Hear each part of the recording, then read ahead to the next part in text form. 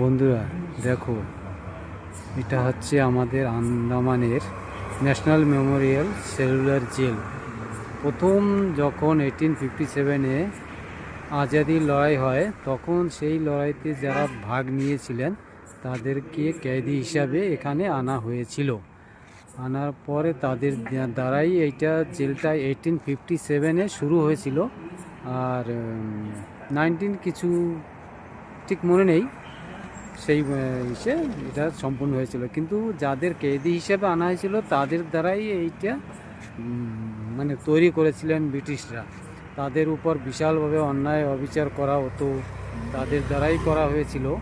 আর এই জেলের 7টা শাখা ছিল আর 400টা রুম ছিল, যাদের মধ্যে ক্যাদিদের রাখা হতো। এমনকি তাদের ফাঁসিও দেওয়া হতো। এর মধ্যে একটা ফাঁসিরও রুম আছে।